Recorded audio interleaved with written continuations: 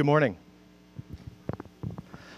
Our next speaker, Dr. Ted Loder, comes to us from the University of New Hampshire, where he is currently a professor emeritus in the Earth Sciences Department in the Institute for the Study of Earth, Oceans, and Space. He's responsible for briefing NASA and NSF scientists along with congressional and senatorial staff members on the topic of UFOs. Dr. Loder is co-author of the 500-plus page Disclosure Project briefing document along with Dr. Stephen Greer. He attended the Disclosure Press Conference at the National Press Club back in 2001. He is a board member of SETI and the Orion Project, and it's my honor and pleasure to introduce to you Dr. Ted Loder. Thanks, John. Oh, you can't see anything out here, can you? Thank you, John. It's a pleasure to be here with you. And somebody said you can't see anything from up here, so I can't see anything from up here. It's a spotlight. Interesting place to be.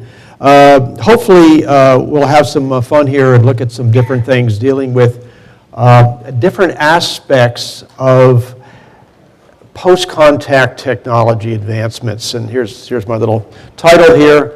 ET contact, implications for post-contact advancements in science and technology. So with that, excuse me for the mic, we will start here.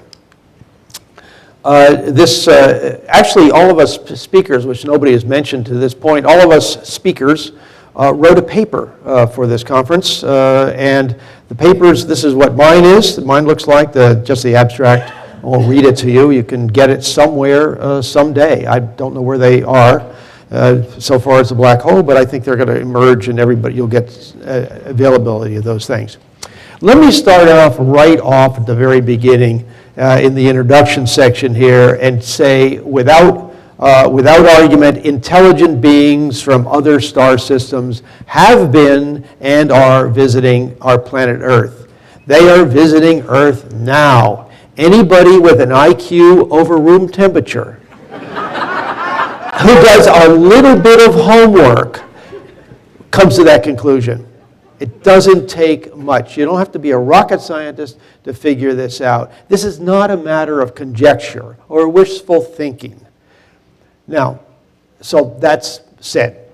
I will use the term ET, extraterrestrial, in this discussion, indicating that the beings that we're dealing with, communicating with, learning from, are not generally from Earth. One could go into other arguments that they've been here for a long time, underground, and all that sort of thing. I'm just going to use that as a general term, and I think all of us are familiar with that term from the movie on. The second definition I want to define for you is the concept of disclosure. I was involved heavily in the Disclosure Project, which kind of really set the stage for this back in the early 2000s in Washington, D.C. I co-wrote the briefing document with Dr. Greer on this thing, which is still almost a 500-page document you can get from the Disclosure Project website. Early on, we heard a talk about after disclosure, AD. I'm going to define the term open disclosure, and I mean that the following.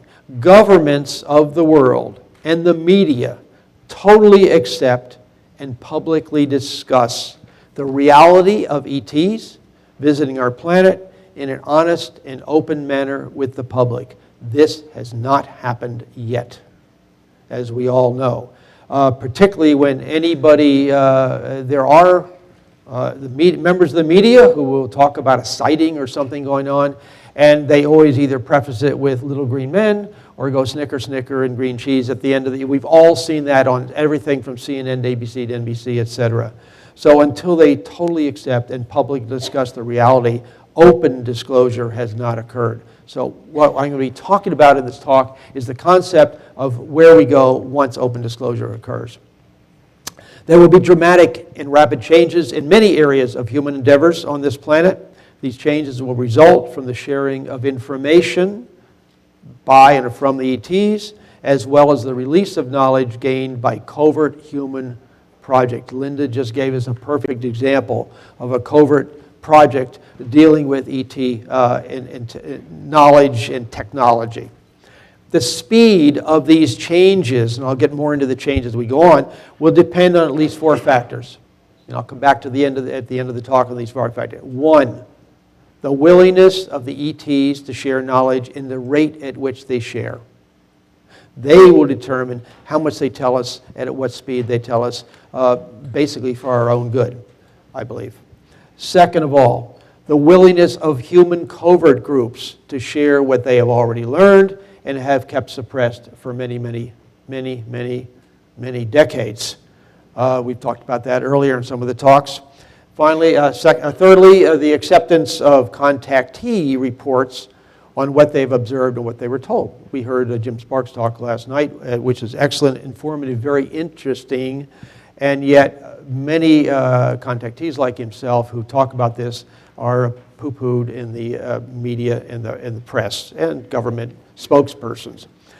Finally, the issue in terms of the speed of changes will depend upon the rate at which entrenched human organizations, and boy they are entrenched, and governments incorporate this new information into human society, and of course how human society responds to this new information. So, although I can tell you today, or the CNN can talk about today, here it is, this is what's happening, it's going to take a while for these changes to be accepted.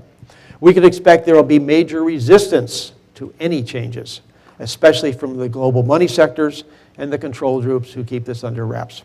This because they do not want to change the present paradigm, which is basically raping the earth for all of its information, natural resources, what have you. Any of the many technologies potentially available will be considered disruptive technologies. And disruptive technologies are those which are transformational. Here's a little history of disruptive technology, a little list I put together in 3 categories: warfare, transportation, and energy sources. The colored ones at the bottom are those that are sort of in the future, or now and in the future. The others are fine. So we start out with just example with warfare. Everybody started out with warfare using fists and rocks initially, and then we went to spears and arrows, and then we got gunpowder and guns, and of course that extended to planes. And then once we had planes, we could then drop bombs and bigger bangs and atomic bombs, hydrogen bombs, neutron bombs, rockets, different ways of delivery. So warfare has really gotten pretty efficient these days, as some of the other speakers have referred to, humans killing other humans. Potential transformative technologies include psychotronics, use of psychological and mental capabilities, weather modifications, that's going on now, it appears, use of scalar wave technology for weather mods and affecting human minds, etc. Human transportation started out with our basic feet. They still work. And a beasts of burden. Okay? Different societies have used beasts of burden, horses, etc. And we go on up to airplanes and anti-gravity. We've talked about that. Teleportation, stargates. We'll see. Energy sources, we start out with basic sunlight for energy and snuggling at night, and then move on into wood, fire, and on up into zero-point energy, radiant energy, anti-gravity technology, which folds into the energy technology. So those are transformative technologies, and something that the present control paradigm does not want to see. They want to release things at their own time scale. Now, all truth passes through 3 phases, noted by Arthur Schopenhauer back in the early 1800s. First, truth is ridiculed. Second, it's violently opposed. Third, it's accepted as self-evident. And we see that we're somewhere in the beginning there, as you can see.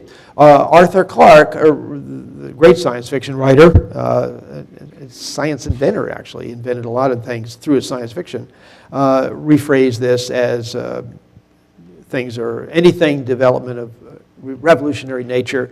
It's either initially nonsense or it's not important.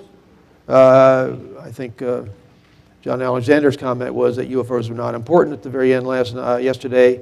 I always thought it was a good idea, said it was a good idea, and finally I thought of it first. And we see this in the scientific establishment today. Rich gave a very excellent talk on the history of things, and it's a good review of the after disclosure issues. What he's really referring to there, it's by the title of the book, is open disclosure, and it's a good book. So that's the introduction. We've done with that. What I'm going to do now is review some scientific and technology areas dealing with transportation, energy production, communication technologies, a bit of cosmology and consciousness issues at the very end, and a couple comments about the medical sciences, and finally, the conclusions. Okay, transportation issues. Well, how do they get here? And since they are here, this means they've done two things. They've solved the technology to bypass the speed of light and probably time, as we've heard in several conversations over the last day or so. Those limitations expressed by current academic physicists and physics, and have to determine how to access energy to do so. They're not using, as somebody else noted yesterday, they're not using Exxon jet fuel to go from star system to star system. If they can do this, why can't we? Have the physicists been keeping something from us? Is 20th century physics missing some points, or have they been keeping it from us? So the first thing people really should ask, once they accept the fact that they are here, is the following. How do they get here? And once again, if they can do this, why can't we? Very important question. A bit of history, I will go through a couple things that Paul mentioned yesterday, just because they're in the talk here. T. Townsend Brown's initial findings back in the late 20s on what became known as the Biefeld-Brown effect of high-charged dielectric capacitor, high K dielectrics, thousands, tens of thousands, hundreds of thousands of volts put in it, produce a force in one direction, and Paul explained that in kind of a major detail yesterday. T. Townsend Brown did the experiments in Hawaii with the flying discs that he showed pictures of yesterday in the early 1950s. This is from Paul's book, actually, or one of his earlier books. Interestingly enough, back in 2002, at the request of the head of the Space Colonization Technical Committee of the AIAA, the American Institute of Aeronautics and Astronautics, asked me to put together a paper for them, and I titled the paper Outside the Box: Space and Terrestrial Technologies, Transportation and Energy Technology of the 21st Century. I can never remember that title. I should have done better in the title, but it's a rather interesting paper in which I looked at some of the earlier stuff that other people have talked about at this conference. And the paper is now available at the Disclosure Project. It's been reproduced in a number of different books, and it's available on a number of different websites. And I'll talk a little bit more about it. A more recent paper that sort of updates what I said is Tom Vallone's work. He's Dr. Vallone's a scientist, Integrity Research Institute, and he's been very active in pursuing what's going on in the areas, as you see underlined there, electrogravitics, electrogravity, and the analysis of electrokinetics. He reviewed some of the journals that Paul mentioned yesterday, the Aviation Studies reports on electrogravitic systems and the gravitic situation. A good review following my review. And then, of course, we have Paul's book on Secrets of Anti-Gravity Propulsion, if you want the whole story. And we heard him talk yesterday, and there's a younger Paul standing beside lots of radio telescopes. He was also one of the Disclosure Project witnesses, and there's several of them here as well. Now, a bit history in terms of transportation, and I'm going to go through some of this because it leads into what the Disclosure Project witnesses had said, because this is one of those technologies that is, ETs have it, but we also have it, and I want to sort of make this point. Disclosure on this issue, Herman Oberth, in 1954 stated, "It is my thesis that flying saucers are real and that they are spaceships from another solar system." This was one of the fathers of the space age, worked with Wernher von Braun. He also goes on to say, "I think that they possibly are manned by intelligent observers, members of race that may be investigating our Earth for centuries. Well, this makes sense from what we've heard today. They are possibly sent out to conduct systematic, long-range investigations of men, animals, vegetation.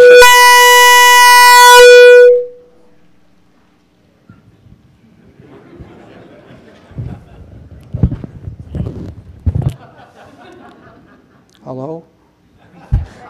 Okay. Anyway, he continues on, and it's very interesting, the further down the line what he says. They are flying by the means of artificial fields of gravity. They produce high-tension electric charges in order to push air out of their paths so it does not start glowing, and strong magnetic fields to influence the ionized air at higher altitudes. This would explain their luminosity, reported by many, many sightings, and of course the noiseless UFO flight. Now, he is picking up on what T. Townsend Brown had said. Paul mentioned this yesterday, the aviation studies. I won't detail this, I'll just read the first bit there. Electrostatic energy, this is in 1956, by the way, British research company in the aviation studies report. Electrostatic energy sufficient to produce a Mach 3 fighter is possible with megavolt energies in a K of over 10,000. They noted, and this is important noting, one of the difficulties in 54 and 55 was to get aviation to take electrogravitics seriously. The name alone was enough to put people off. In other words, by the early 50s, the word was out that you don't do research on anti-gravity, when in reality, all of these companies listed there at the bottom and more were frantically doing research on anti-gravity. So the stage was already set to poo-poo this sort of stuff. In the early 2000s, I was in contact with people inside Boeing and Boeing Fan Works and Eugene Pokletnov in terms of the anti-gravity stuff. And we were going to work with Pokletnov and doing some anti-gravity things. And we were setting this up with Boeing. And over the weekend, I met with some of the Boeing people on Friday. Over the weekend, the Wall Street Journal, or one of the papers in New York, ran an article saying, Boeing is doing research on anti-gravity. Ha, ha, ha, isn't that funny? Why don't they build airplanes? That was it. Nothing went any further. I was called up on Monday and said, we can't go forward with this. The Disclosure Project in early in 2001 produced a book out of that with multiple witnesses, nearly 70 witnesses in there, many of them talking about the existence of electrogravitic and zero-point technologies. And I want to go through a couple of these witnesses because they fit into the pattern of what we've seen. Master Sergeant Dan Morris, who has died, he was actually Daniel Morris Salter, was an NRO operative, etc. Master Sergeant involved in extraterrestrial projects for many years. He was recruited to the NRO and had cosmic top secret clearance. He stated at the Disclosure Project, to the Disclosure Project, UFOs are both extraterrestrial and man-made. We all know that. And he mentions T. Townsend Brown as one of our guys who was almost up with the Germans. And so we had to keep him and doing anti-gravity research propulsion secret. He also mentions an energy device there below, and this is dealing with the energy technologies using zero-point energy. Well, if you have one of these units that's about 16 inches long and about 8 inches high, 10 inches wide, you don't need to plug into the local electric company.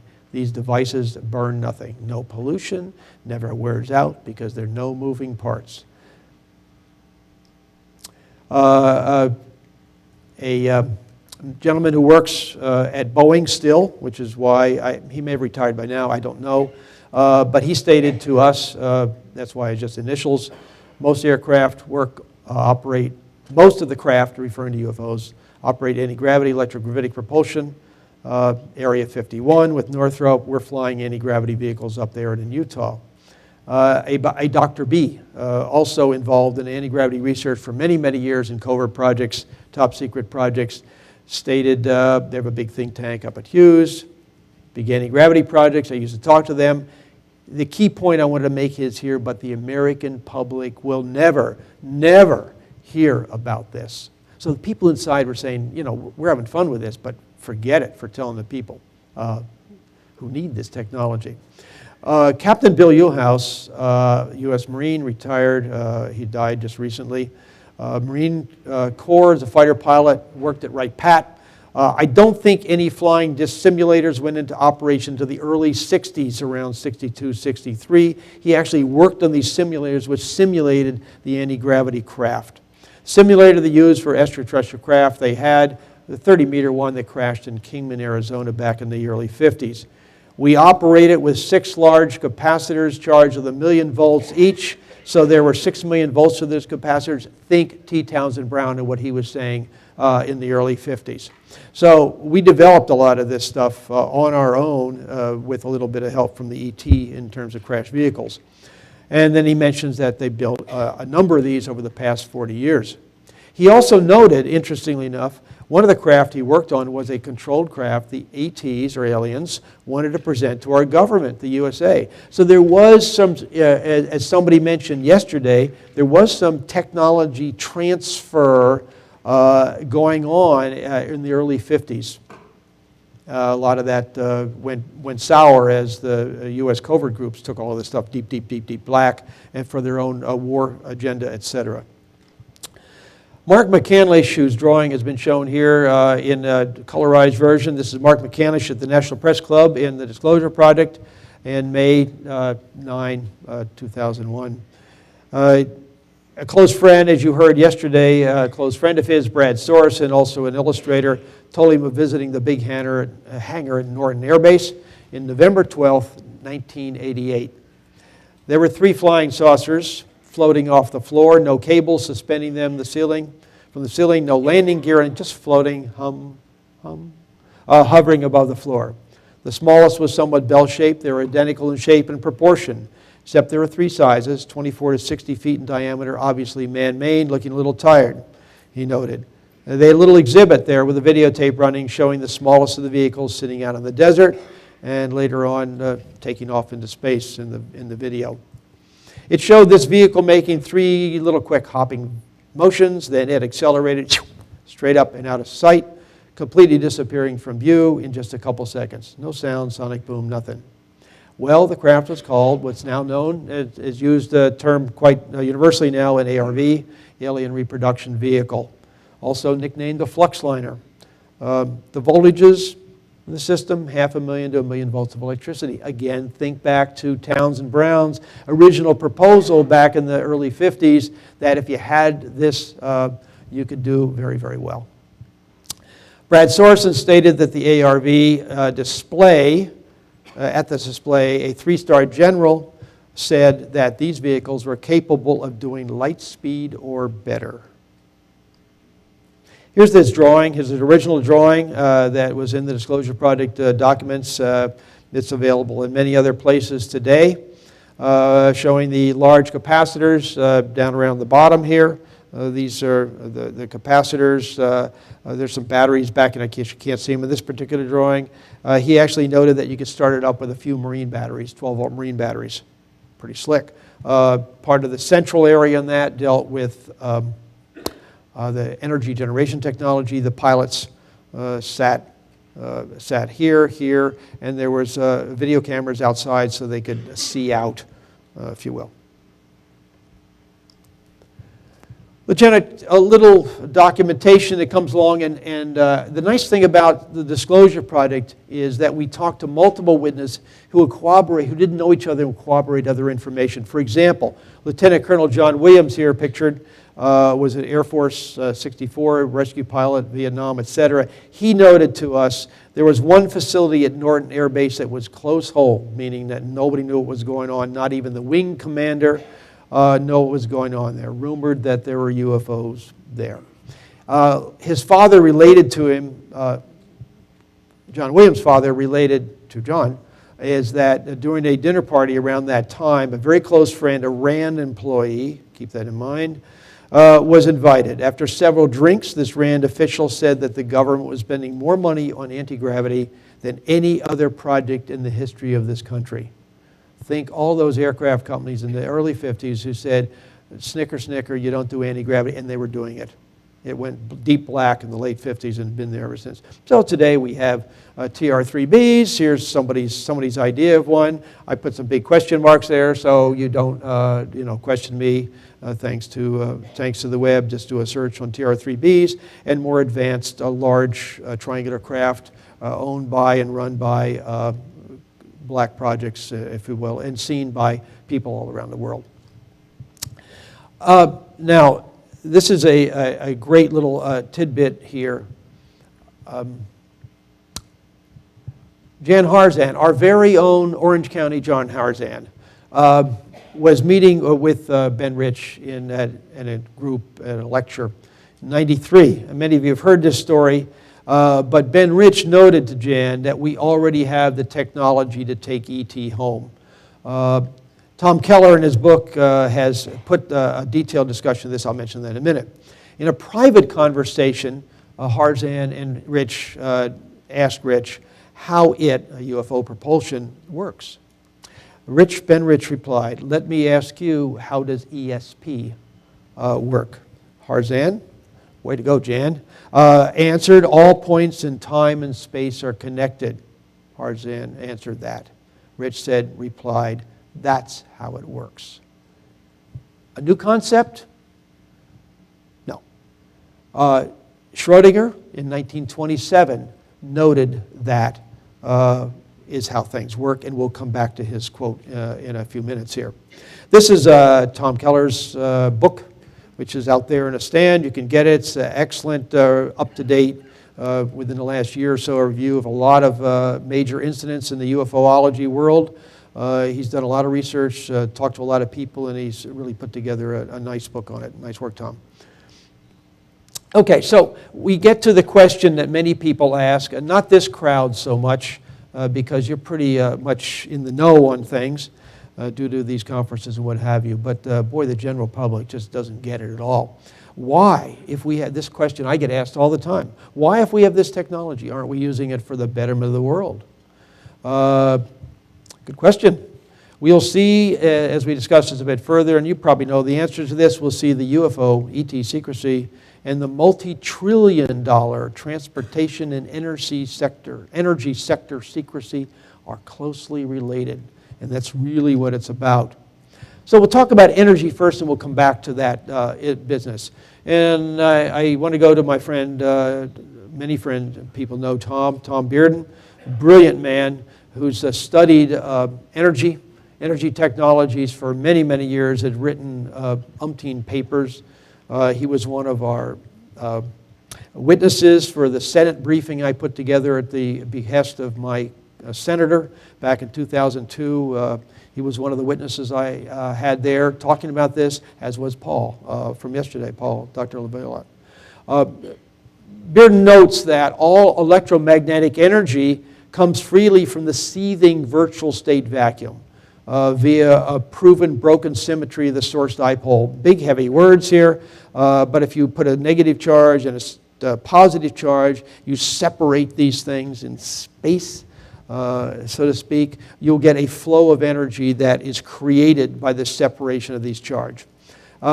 This means that, as you see here, if one can set up a charged pair, positive, negative, separate them to make a dipole and maintain the separation, then real, observable, usable electromagnetic energy will flow from the quantum vacuum state until the source dipole is broken.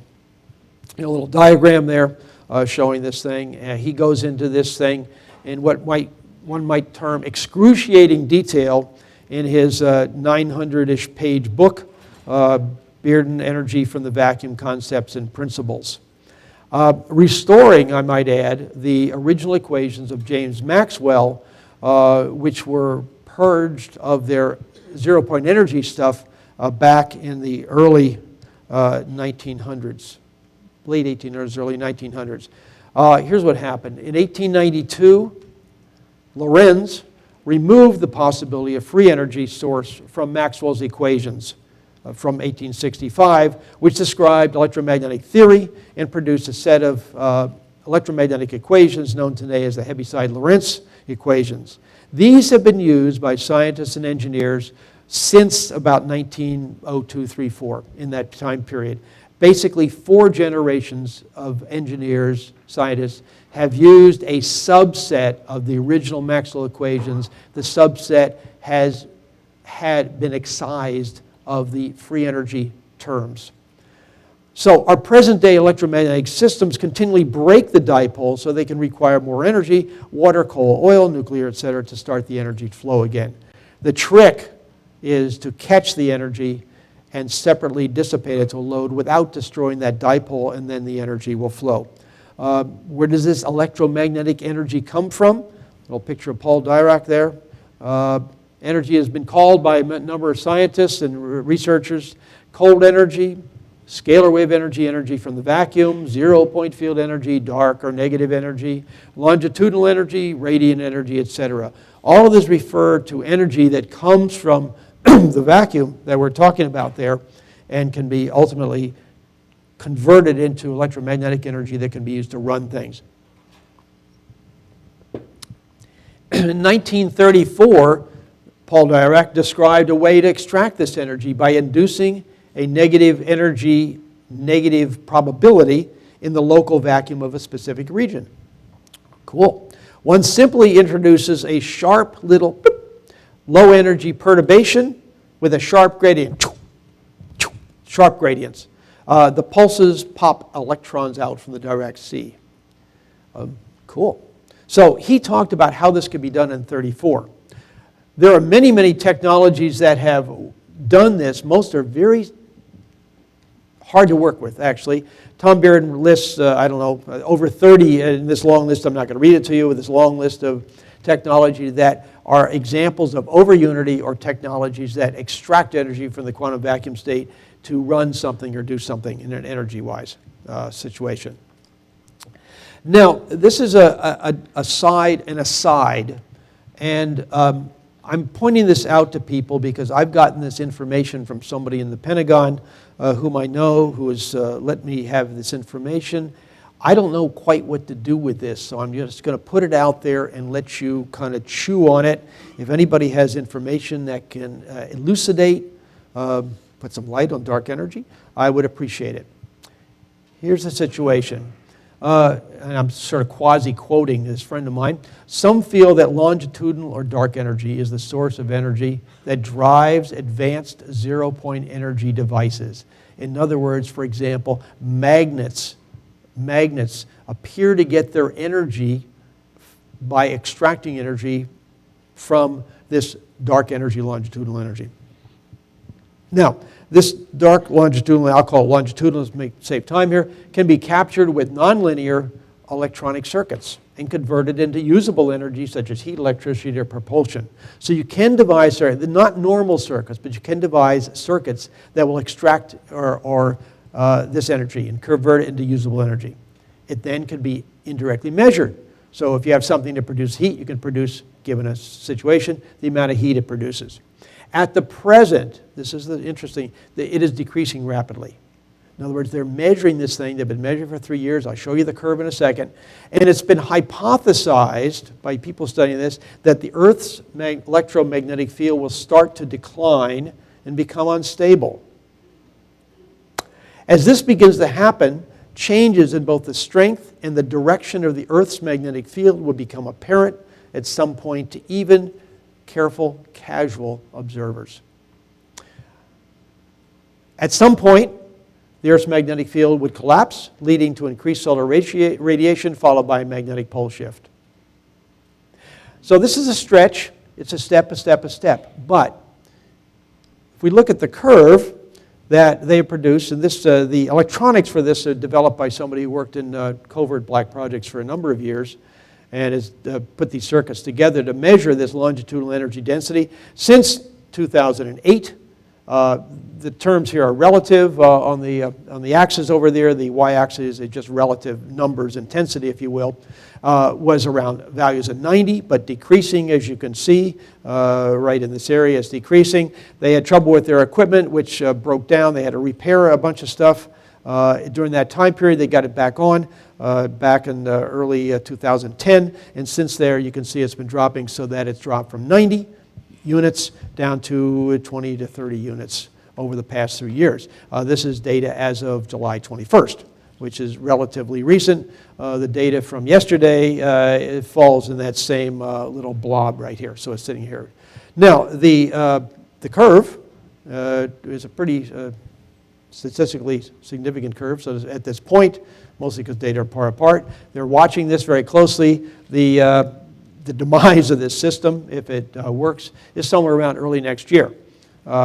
You're wobbling that point there at the very end to see where it actually hits. Whether or not there's a relationship between this dark energy, longitudinal energy, and Earth's magnetic field, and whether the Earth magnetic field variations that we're seeing presently are a result of this or something else, or a major wave front, as Paul talked about yesterday, with explosions in the center of our galaxy and moving out. Don't know. Don't know how that relates, if it does. Anyway, if anybody has any information on that, I'd appreciate it. The website is down there, PSCINET, blogspot.com. You can go look at this curve yourself. He updates it once a week and follow what's happening. Okay, so let's see what's behind, back to the story here. What's behind UFO energy and secrecy? The what, or the evidence for UFO ETs is complex but manageable. We've all heard that. I won't go into it in any kind of detail here. You've all heard it. The how, or the nature of secret programs, is difficult, complex, and I love the term Byzantine. These secret programs are kept secret by not keeping them a secret or by confusing the whole thing, as we all know. But the why, the reasons behind the secrecy, is the most challenging problem of all. And I think we all understand what that is. Basically, those in control like to stay in control. They are very risk adverse. A lot of them have been involved in this thing for not hundreds, but 40, 50 years. Don't want to change the way they're doing things. Do not want to give up control and power easily. The inescapable fact is the disclosure of ET presence would bring with it a certain release of technologies. We've talked about some of these over the last 2 days. That release would sweep away the entire technological infrastructure of the planet. It wouldn't happen overnight, but it would happen ultimately. The changes would be immense and sudden. Sudden depends on how fast this will be allowed to happen. In part, I talked about at the very beginning. Consider these changes. No need for oil, gas, coal, nuclear power plants, internal combustion engine, no pollution. Can't happen fast enough. Technologies using electrogravitic devices allowing for above-surface transportation. We have those. No more roadways that cover fertile farmland, since transportation could take place totally above the surface. The impact of this change is both good and bad news, depending on which seat you're sitting in out here in the audience. And we'll stay tuned on that. The next topic that I want to get into is communication. And this is kind of the fun thing. The ETs communicate with us in many, many ways. Wikipedia is doing its very best to keep the people in the farm out of the knowledge loop, as their article on superluminal faster than the speed of light communication states, because such communication is considered by science to be impossible, most articles in this category are from the works of fiction. And then they go on to have a few works of fiction, and that's Wikipedia on superluminal communication. Yet, there have been multiple scientific papers on the subject which they totally ignore.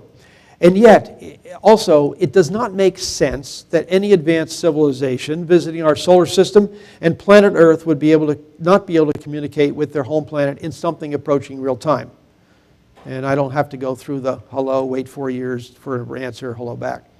Schrodinger, as I mentioned earlier, stated here, and this is why, ETs can communicate almost instantaneously. Advanced use of the mind and consciousness for superluminal communication is the way ETs communicate. They have to. After all, Edward Schrodinger noted in 1927, multiplicity is only apparent. In truth, there is only one mind. Quantum physics thus reveals a basic oneness of the universe. Remote viewing takes advantage of this, as we heard from the excellent talk yesterday by Jove.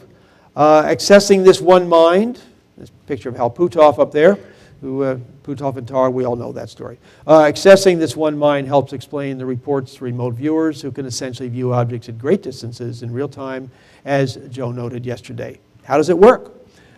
There's an excellent talk by Hal Puthoff in 2008, who noted that in his best assessment of how it works is, I don't have a clue. That's a direct quote.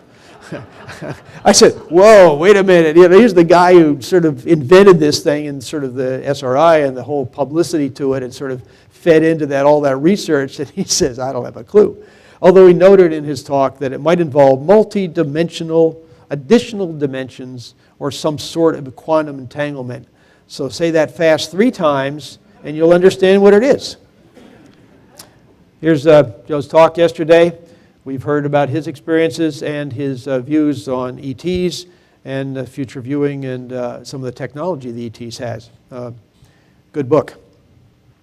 Another book that's rather interesting because it sheds some insight on some of these issues is the book by Dan Sherman. Anybody read that here? Probably can't even see anybody.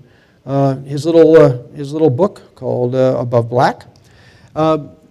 Dan Sherman was trained as an intuitive communicator by the Air Force in the early 1960s, in the 80s, but he was started in the early 60s with genetic manipulation of embryos, of which Dan felt he was one.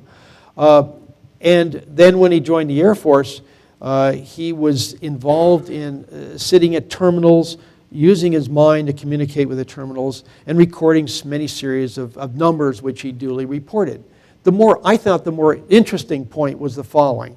He published in '98 his book called Above Black, and as he did this more and more, which he found was very boring and annoying, he decided that he would try sort of working his mind a little bit differently. But further experience over several years that he did this allowed him to communicate on a higher plane, whatever that is, allowing him to form questions, receive answers, and receive visual images other than just the string of numbers that he was reporting earlier on. The ETs noted that with surprise they had not expected humans to communicate on this higher plane. A clue to what the ETs can do, and a clue to the potential future for humans, as was discussed by Jim last night. Anybody read this book? Yeah, very interesting. The Use of the Mind for ET Observation, Ingo Swann. It was, he did the work and then he was not allowed to talk about it for 10 years and he published the book, what was it, late 90s, I guess. It's about UFOs, about the nature of mind, and about the moon. And if you haven't bought your copy, you can still get one on Amazon for $350. I believe this would be called, let's buy up all the books this guy wrote because there's too much real information in it, and only somebody who's desperate. There are a few copies still floating around in people's libraries, but they won't cause any trouble. Amazing book. If you do get a chance to get a copy of it, I have a friend who looks at used book sales for me for books. He comes with boxes of UFO books. I said, there's a standing order, find one of these. It hasn't happened yet. Recently, just to tell you that things are still active or people are still talking about this, in Edge Science, published just a couple days ago, Paul Smith, who was actively in charge of some of the remote viewing programs, has written an article on remote viewing and, the state of the field in Edge Science. You can get it on a book stand coming down the pike. ET communications continued, so it's possible to access the mind consciousness field through the advance of technology as well as the mind itself. Dr. Greer mentioned in his first book, Talking to a Witness, who had described to me, he worked in Bell Labs, he was a Bell Labs scientist, described what he termed a consciousness-assisted technology, or CAT. In the early 1960s, a scientist was given an ET communication device the size of a grapefruit to study and to reverse engineer. The device mentally communicated with the scientist that the scientist should destroy the device since those who wished it reproduced had malice in their hearts, and he did so. I think they wanted to dry it out in the oven and the oven got too hot, something like that. Oh, whoops, who turned up the heat? Anyway, but there is a device that's conscious and can make decisions and decisions there. Now let's talk about, everybody's picking on SETI, so I thought I'd hop in here on the bandwagon. Does it appear that SETI is searching for the right place for evidence? No, they are not. I underlined that. No, they are not. Radio signals are too slow for interstellar peoples. They're limited by the speed of light. SETI looking for radio signals is like the native people looking for smoke signals in a modern city as evidence of people while everyone is running around with cell phones. I think that kind of says it in a nutshell. My favorite, I guess I got time to tell this real quickly. My favorite story about SETI was a personal story in interacting with Dr. Jill Tarter, who was one of the heads at SETI. A number of years ago at Harvard University, it's our East Coast Stanford. Anyway, she was there giving a lecture to in the astronomy department at Harvard and talking all about their gazillion channel receivers and all the rest of that, computers and all the rest of it. And I had been, just the prior year, this is in '99 I think, a year and a half or 2 years before that, I had been at the closed congressional briefing in Washington, D.C. That SETI had put on at the behest of our governor. I was appointed by her. In fact, she's our senator now, Senator Jean Shaheen. And she'd asked me to go there and represent the governor at this closed congressional briefing. And Edgar Mitchell was there and a whole bunch of other people, witnesses. So after Jill Tarter's talk, I stood up after a few questions and I said, I'm Dr. Loder for the University of New Hampshire, the Institute for the Study of Earth, Oceans, and Space, blah, blah, blah. And I just attended a briefing in Washington, D.C., with a number of military witnesses, government witnesses, pilots, talking about the reality with the government documents of UFOs, ETs, on the surface of the planet. I said, don't you think it would be worthwhile to have SETI spend some time looking down here, maybe 10% of their budget looking on Earth instead of up there? And she looked at, a reasonable question, I thought, and she looked at me and said, there's absolutely no evidence that UFOs are real. Next question. Just like that. Now, the analysis that I thought about this after it happened was the following. There's only two explanations for this, and each one are damning. Let me go through them very quickly. One, she knows that the ETs are visiting the planet down here, but she doesn't want to do that because somebody's telling her to look up there. In other words, she lied to me. And she lied to the whole audience. She lies to the public about that. So the damning thing is that what the heck is she doing being the head of SETI program if she doesn't know about what's going on here on the planet? So, she's damned both ways. And so if she doesn't know about it, what is she doing being the head? If she does know about it, why is she lying? Either way, you can't win on that one. Well, I've been a member of SETI, the Center for the Study of Extraterrestrial Intelligence. Many of you have heard or read about it over the years. I've attended, we've had or run probably 100 SETI trainings over the last almost 20 years and have observed multiple ways in which the ETs communicate with us on the ground. The senior SETI team has compiled their observations and experiences in an entire book. We sat down and basically dictated this book 3 or 4 years, it's 3 years ago, I can't remember, in '09, covering our amazing experiences with ET communication. And I'm going to go through some of those modalities with you just to give you some sense of what we do. Here we are setting up for some field work in the evening. This happens to be in, this one is, I guess I have to show this. This is out in Crestone, Colorado. Also Crestone, Colorado. This is up in Mount Shasta. And this is setting up in the evening for a long 4 or 5 hour time in the field. We use green laser pointers to point out objects in the sky. to let people kind of know what's going on. Here we are setting up. So the first aspect of communication is actually taking photographs of stuff that may be out there or not. This is a picture of yours truly with a bad hair day, setting up my tripod, which I'm going to put my nice little telescope on for looking at things. And right behind the arrow points to it there, you can see the arrow pointing down is a craft. This is the blow-up of it, the craft sitting right there. Well, that's kind of cool.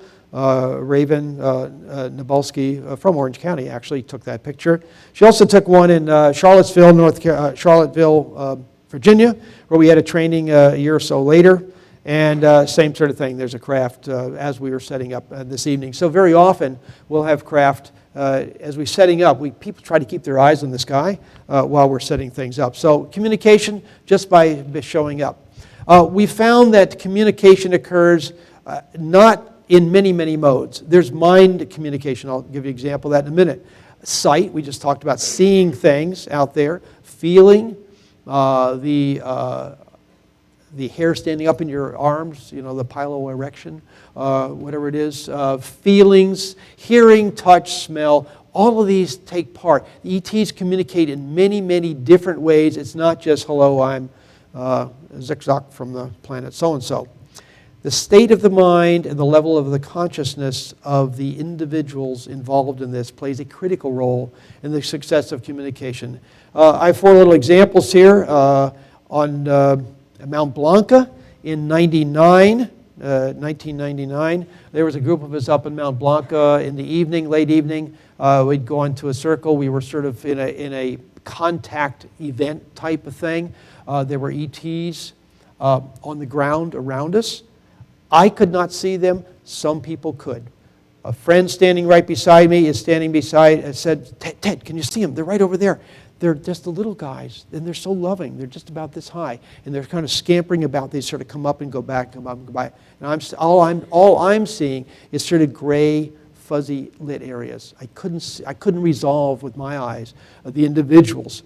So I said to this woman later on, I said, you know, you really ought to talk to Dr. Greer about it, because after that, I had talked to him individually, and I said, what did you see? And he said, well, there's some very tall beings there, and there's some very short ones that are kind of shy, and they kind of run around.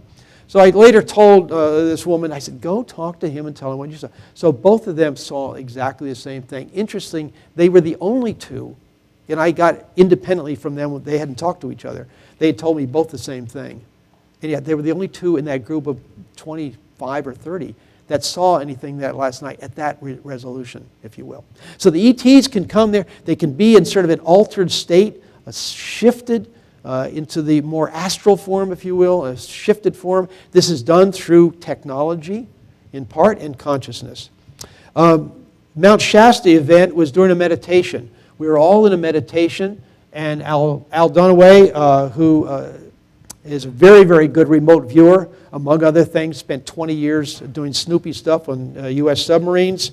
But Al was there, he had his eyes closed, and he got a message while his eyes were closed, look up. It was as clear as that, he said, look up. He opened his eyes up, and there was a triangular set of stars, lights, shall we say, moving across the top of the group, right in the zenith.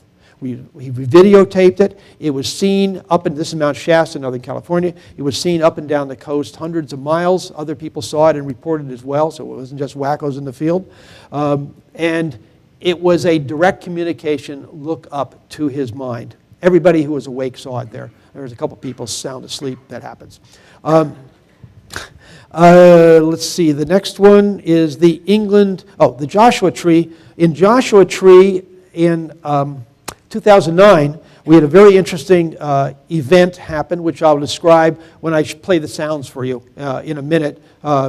We often have radar detectors in the field. The ETs interacted with us through the radar detectors, and I'll play some of that in a minute. The England crop circle communication, which is the next thing, was this crop circle produced in 1992 in Alton Barnes. It is the shape of the SETI logo, which all of you have seen at some time. Here's the lower picture there, right here, is the actual thing in the field in Alton Barnes. Here's some of the straw or hay or whatever the grains were sort of laid down in a sort of a woven pattern there.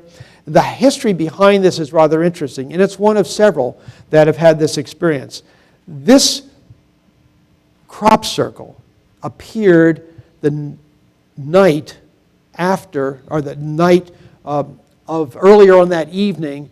Dr. Greer and the team that was over there at that time had sat down, made some drawings on a piece of paper, and decided they were going to ask the crop circle makers to make something in this shape. It was only the small group of them. They wrote it on a piece of paper. They sort of drew it out. And they said, okay, everybody in the group said, we're going to consciously project this image to the crop circle makers and ask them to make the circle or to make the formation. The next day, there it is. So there's a linkage between, and Colin Andrews has talked about this in his writings, and he's had that experience too, as Bussy Taylor and others of the crop circle people have had this experience where there's a connection between the crop circle makers and the croppies, or the people who are studying this thing. So there's a consciousness connection. And of course, as Linda pointed out, with some more complex ones, it really gets neat. One of the phenomena that we see constantly when we're in the field are what we call flash bulbs in the sky. And this picture over here on the left-hand side of your screen here, this happens to be Dr. Greer. He's standing up there. He is just, is actually in a video, but I have the stills here. There, as you can see, there are 3 stars right there, 3 stars right there. There are the 3 stars right there. And right in that area right there, this brilliant flashbulb-like magnitude -4 or 5 or whatever else, flashes out at us. And he was flashing his laser at that area of the sky, flash back at us. So they're communicating back, yes, we see you, we know where you are, hi. Pretty cool. And this has happened literally hundreds of times. I remember in Joshua and Shasta one time, there was a group of craft up in the sky to the 20 degrees up across the sky. 4 or 5 of these craft were flashing at us like that, just off and on for an hour. And the star field moved by. It was cool.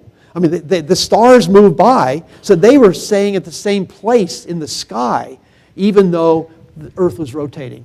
Same place relative to us. They were not setting, if you will. That's in the distance. So we call those flash bulbs. Again, as I said, we see them again and again and again. In Charlottesville, a number of years ago, we had one of those that it flashed at us every 11 seconds for an hour. And it sat there, the star field moved by. So, is it a stationary satellite? Anybody, all you California space scientists that are here, who work on satellites. Do we have satellites? If you could answer this question for me publicly or privately, I'd love it. Do we have satellites that sit up there in stationary orbit, because this sat at the same location for an hour as the star field moved by, and just flashed every 11 seconds at us? And if it's up in stationary orbit, that is one hell of a flash if you think of how far out stationary orbit is. That's more than your average camera flash, I think. We also have a lot of communications in terms of flashes of light that are right in the group, within the group, over our heads sometimes. We've had flashes just illuminate the whole circle. And also in the trees around it, this is, you can see this little streak going by this tree. It's in front of the tree. The tree was 150 feet away from the group or so. It wasn't up in the sky. There are also times when we see flashes. Here's one. This appears and disappears, this little set of 3, within about a second, about 1 second. So it's on 3 or 5 or 6 or 10 frames of the video, just poof, like this, and disappears. Here's the same area right here, literally second layer or so, and it's gone. Here's another one of those three flasher jobs up in Mount Blanc in 2009. So we have these happen all around us, and with video night vision scopes, we can pick these things up. Sometimes they're bright enough to see visually. We also have orbs. This is an infrared photo taken, infrared camera, infrared flash, and there's the group sitting around. And there's an orb right above that in that little triangle. There's the perfectly nice round orb sitting above us. That particular picture, just one. We also, here's infrared. This time it's sort of reddish because I left the color on in the infrared camera. And here's two pictures taken 10 seconds apart on the Outer Banks here, one in which we have a number of orbs. And they often seem to move around. They often are sort of streaked. So there's this round thing that's sort of streaking out. And then the lower right hand corner, it's gone. It's gone. Okay, another interesting thing happened to a woman in Australia, a SETI member, and this is kind of cool. She was sitting around in the evening, and her dog was outside, and he went outside and ran down to the beach and was sort of barking at the water. Now, she said her dog, Skipper, as you can see, Skipper never went into the sea. He was scared of the water. When we put him in sand puddles, he ran the other way. What kind of dog is this? This particular night, he walked into the sea as if on remote control for about 8 to 9 feet. We had to go in the cold water and get him out. She said she was sort of moved to take a picture. Now, it was dark. She couldn't see a thing. Nothing was out there. She had a camera with flash on it. It was dark on the beach, and she took this one picture. The picture is on the left here, and there's some orbs or dots or splashes. You can see the city of Adelaide in the distance there, and there was this brilliant white thing within the picture. It just overwhelmed it. When we photoshopped it down, sort of closed down the brightness of it all, this object was inside that, or that was the craft that was inside it that had been communicating with her to come on out and communicating with the dog. So animals can sense this. Again, communications. This is kind of cool. This happened in Virginia. You can see the group sitting here. This is Dr. Greer, Dr. John Bravo, and myself, and my telescope behind my head there. We're all sitting there. There's a fellow across the circle from us with infrared Sony night vision camera. It was on Sony night vision, and he was just photographing the group. And this object came into the group, and it picked it up in one frame. Don't know what it is. We assumed it was an ET communication probe of some sort. Obviously, pardon? Well, we could call it that. It was there for one frame. And actually, if you follow the video, Dr. Greer actually had sensed something coming out of the sky, coming down. You can see his head go like this. It wasn't a moth, because we've seen those as well. Now, I've talked about sounds as well, and I'm going to play a couple sounds for you, because sound is another modality that is used by ETs to communicate with us. And see if this works. This is the crop circle tones. Oops, how do I do this here?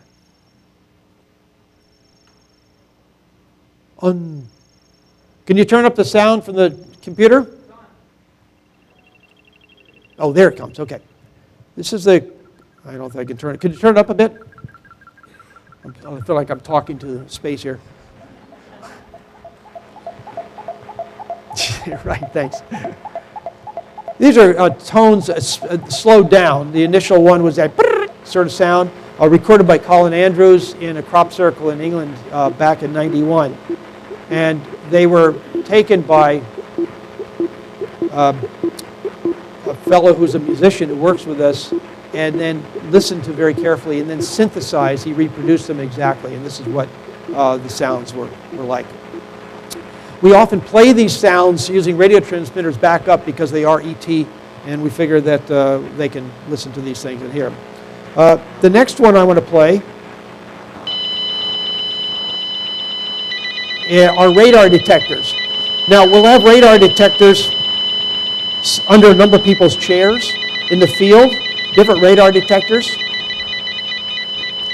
Okay, I'm going to shut that up for a second and tell a little bit about this, because this is rather an important event in a sense. We'd been out in the field for about 4 or 5 hours. It was about 1:45 in the morning. We were in the process of getting our gear to go home. It's a Joshua Tree a few years ago. Cold, you know what Joshua Tree is like, total cloudless sky, stunning. And we'd seen some things during the evening, what have you. When we were getting up, when all of a sudden the radar detectors, which had been basically pretty quiet during the night. We're sitting out in the middle of Joshua Tree on Geology Tour Road, if anybody knows where that is, kind of in the middle of nowhere, and no traffic, nothing, 1:45 in the morning. All of a sudden, the radar detectors start going nuts all around us. And everybody stopped what they were doing, stood perfectly still, and for 15 minutes, the radar detectors were going dee-dee-dee-dee-dee-dee-dee. And what you hear is it's not like the police are at you with a gun thing. They kind of talking to you, and they're different radar detectors sort of in this audio dance of information being transmitted. We call them the Orion transmissions. They were actually, a lot of information was coded, at least we've been told that people have analyzed this, within those. So I'll stop it, go back. I'll stop it right there and say the following. After that occurred, we were all standing around saying, oh my God, what was that about? And Dr. Greer had noted that they're coming from Orion, meaning they're coming from the sector where the Orion constellation was. So we were folding up our gear after this was over and said, wow, that was pretty cool. And I took my laser pointer and I flashed it at Orion. Just flash, flash, flash. I won't do it here, but anyway, because we can't see Orion. Flashed at Orion, and they flashed back. 3 or 4 times over a couple minutes, I would shine my laser pointer, and then several of us got our laser pointers and said, hey, we're here. And we flashed, and they flashed back at us, sort of as a confirmation with us that they were communicating back with us. We've also been using, recent years, the little magnetometers, the tri-field natural magnetometers, and we find that magnetometers are just measuring the magnetic field around us, and when the ETs are on the ground around us, or there's a ship in the area, it will affect the magnetometer, and the magnetometer response. So everybody's sitting perfectly still in their seats, and all of a sudden, the magnetometer starts squeaking. In other words, they're responding to fluxes in the magnetic field right around us, in spite of the fact that everybody is sitting still in the middle of nowhere.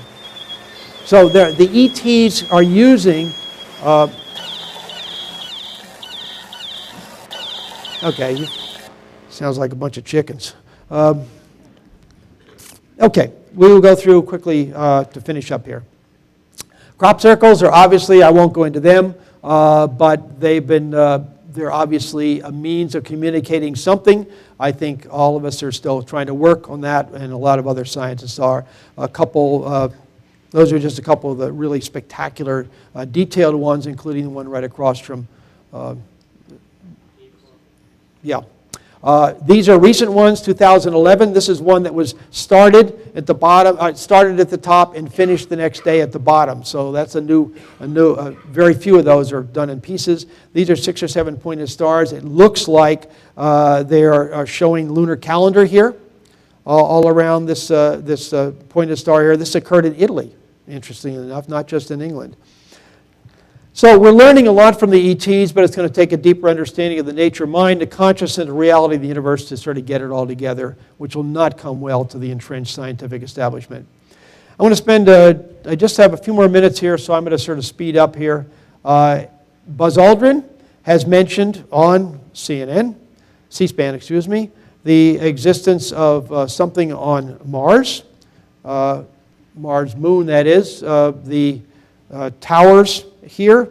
Is this ETs communicating with us, or is it a relic for something that they were doing? There actually is more than one monolith. There's one nearby, the big monolith, which you saw pictures of yesterday. I can't remember who showed us those. And the monolith, the big one, is about 107 meters. That's 300 some feet tall. So it's a fairly large object. Artist's rendition of what it might look like.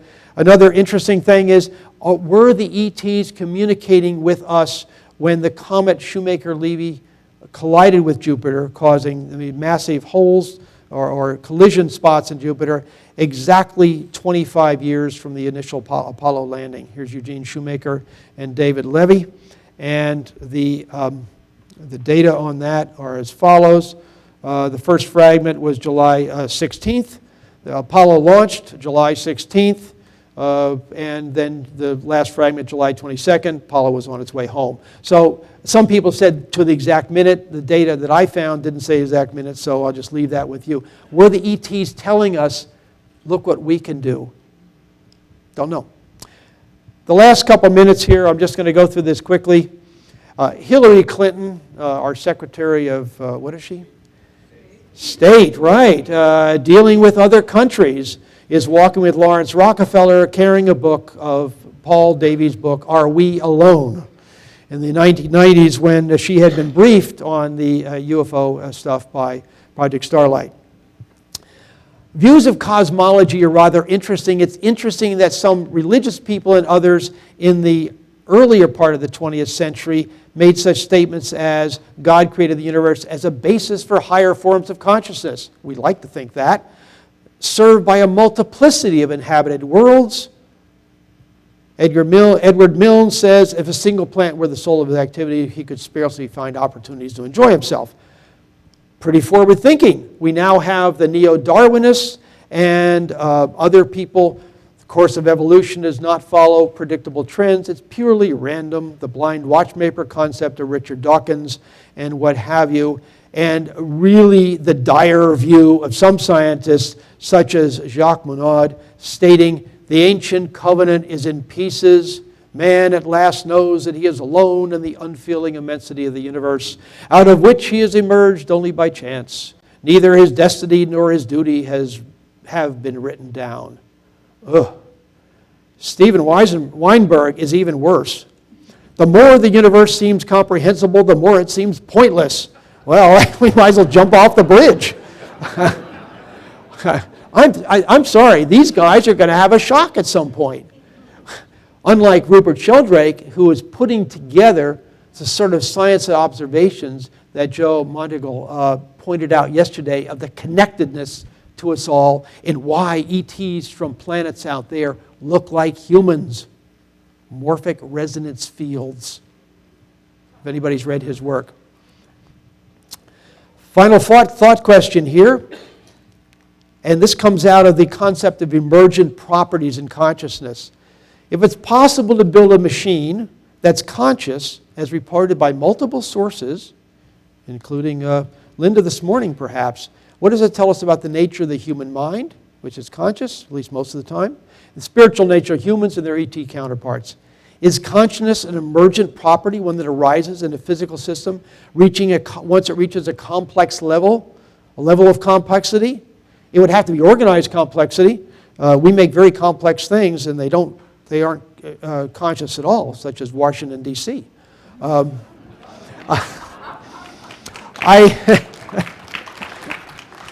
Finally, not finally, but a couple slides there left.